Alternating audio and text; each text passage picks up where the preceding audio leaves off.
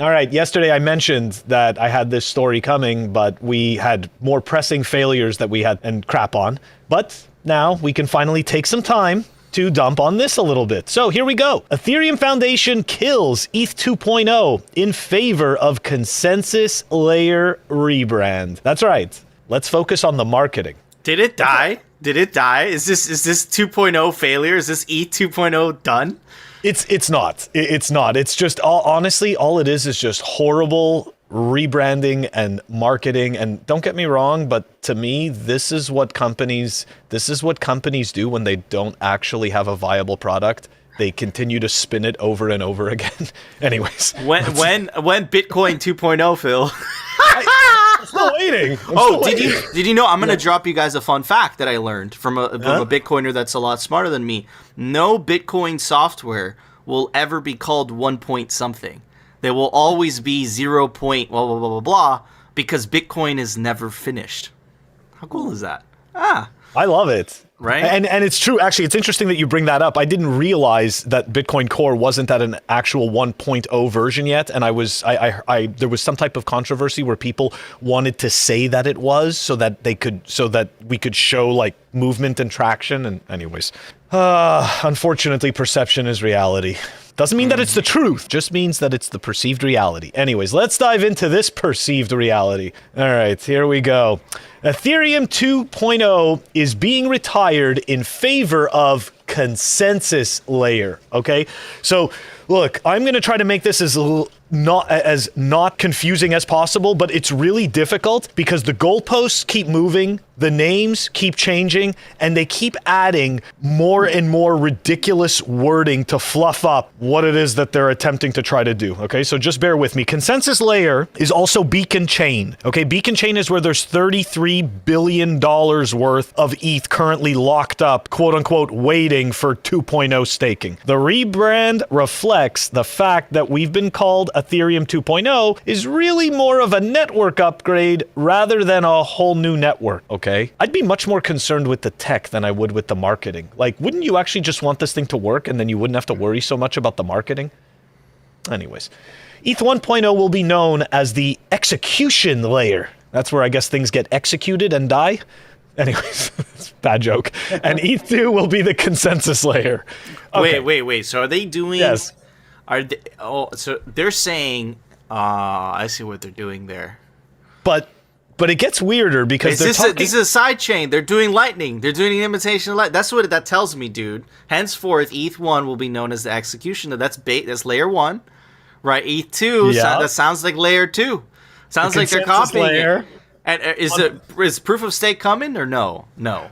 It's that's going to be part of the consensus layer. Okay, which check this out. The consensus layer, which I'm going to read. So the base layer still has to be proof of work, like Bitcoin. So no, they're going to move the proof. This is, again, I'm going to dive into this, but essentially they're moving that layer. They're deprecating the proof of work. I don't know what that word means, Phil. They're. I don't have a PhD like Nunzomi. Okay. They're getting rid of the proof of work layer and replacing it with proof of stake. Okay. But you see, all of this is just going to be Ethereum eventually.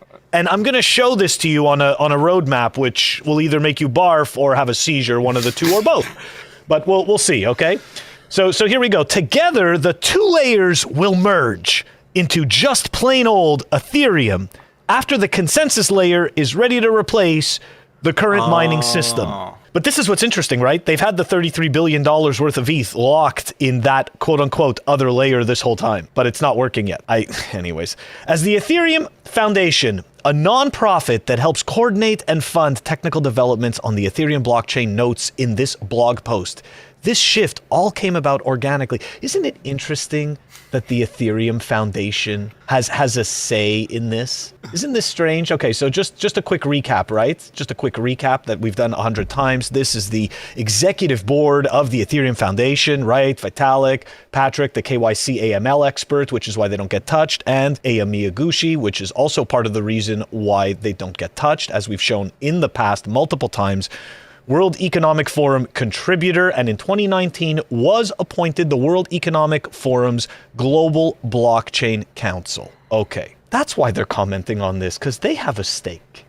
Anyways, phase 0 of what was previously called Ethereum 2.0, the beacon chain, which I've been mentioning, went live in December 2020. So the next layer of it is already live and working, but the base layer of it is not live and not working. Okay, the beacon chain was designed to coordinate staking. Ethereum users locked up their ETH in a smart contract, which I mentioned, $33.8 or $9 billion worth. Anyways, the beacon chain was ready well before other elements of Ethereum 2.0, all of which prompted what the foundation calls a revival of research initiatives on the proof of work chain. If that doesn't smell like shit, I don't know what does. Okay? I don't even know what I just read to you in that last line. Honestly, like this is just word salad puffery to make you think of amazing ideas. Anyways, let's continue on the explanation of this total garbage. Okay, so here we go. The Ethereum Foundation blog, the great renaming, right? Remember what I told you? Hold on. Remember what I told you about shitcoiners and their names, bro? Dude, but look, the Ethereum, right? The World Economic Forum, they've got the Great Reset. The Ethereum Foundation, they've got the Great Renaming. Right? Like, you can't make this up. And look, Utopia, nobody has shit. They're all just sitting there in some general lobby and Ethereum in the middle. Look, we can't make this up. Okay? It's their website. You have the links for it. Okay, so let's talk about the great renaming. Beyond protocol development, a critical shift in Ethereum has been the movement away from ETH1 and ETH2 terminology. Notice, like, they're not talking about improving technology or adding to Bitcoin, which we've already proven offers the actual qualities that we want: censorship resistance, the decentralization, hard money, taking the power out of the government, all that stuff. What they're worried about is the terminology. We need to get the words right. Gotta get them right. Okay, here we go. Now we're going to understand what's coming. Okay, we've got ETH1, which we explained is the execution layer, ETH2, the consensus layer, and then you combine it all into execution plus consensus equals Ethereum. Okay? That's what it becomes. I don't know why this is so important. Okay, so here we go. Where did ETH 2.0 come from? As part of the roadmap, the existing proof of work chain would eventually be deprecated. There's that word again. So deprecated meaning not used anymore and or destroyed. Okay, however you want to view it, or a combination of both, via the difficulty bomb, which I might add, the difficulty bomb has been moved. I don't even know how many times anymore. It's like a rolling joke in like the Bitcoin OG circles about the difficulty bomb and how it never goes off. Anyways, users and applications would migrate to a new proof-of-stake Ethereum chain known as ETH2. Now, I just want to take a short pause. We're going to go take a look at the roadmap. I want to show everyone this roadmap, right? Because remember, they want to get the terminology right. They want to make sure they're not confusing anyone. So take a look at this. This is after it all happens, Nico. This is after they do the thing that I just told you about with the ETH1 and ETH2 consensus and execution. You've got the merge. The merge. Then you've got the surge. Then when that's over, we've got the verge. And then the purge. But wait, what's coming is the splurge. This is ridiculous crap. I don't mean to clown, but this is such clown world shit.